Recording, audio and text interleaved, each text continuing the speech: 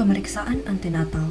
Pertama, ucapkan salam, kemudian dengan sopan memperkenalkan diri dan menanyakan identitas ibu, berupa nama, usia, alamat, pekerjaan, dan pendidikan.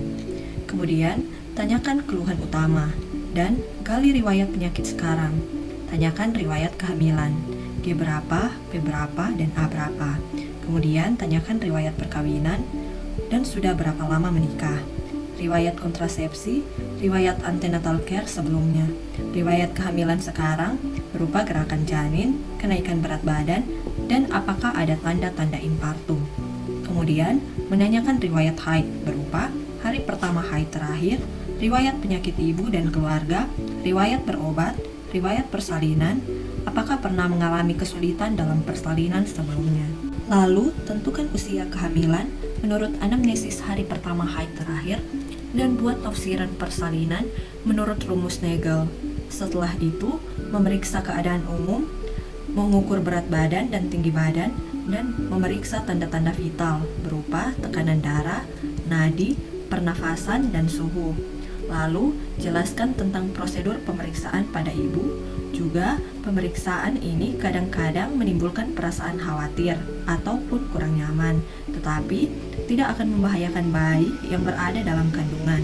Kemudian, tanyakan kesediaan ibu untuk diperiksa. Juga, apakah ibu bersedia?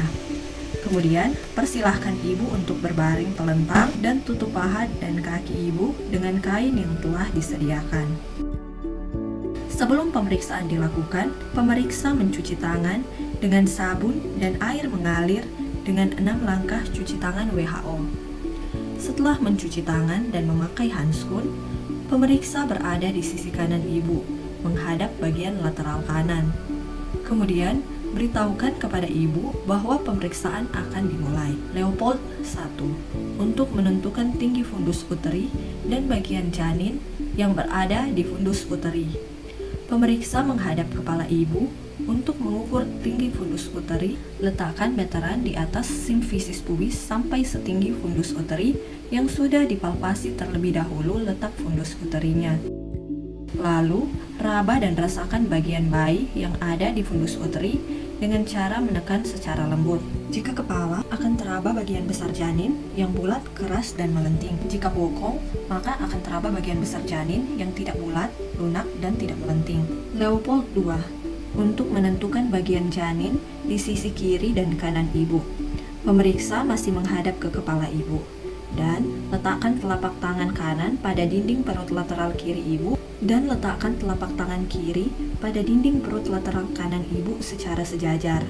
Kemudian, tekan secara bergantian atau bersamaan telapak tangan kiri dan kanan. Kemudian, geser ke arah bawah dan rasakan adanya bagian yang rata dan memanjang, yaitu punggung, atau bagian-bagian kecil yaitu ekstremitas. Pemeriksaan Leopold 3. Untuk menentukan bagian terendah janin dan apakah bagian terendah sudah masuk ke pintu atas panggul atau belum. Caranya, dengan meletakkan telapak tangan kiri atau kanan pada bagian bawah perut ibu. Lalu, tekan secara lembut untuk menentukan bagian terbawah bayi. Untuk menentukan bagian terendah sudah masuk pintu atas panggul atau belum, caranya dengan teknik Maulik, yaitu digoyang. Apakah sudah terfiksasi atau masih melayang.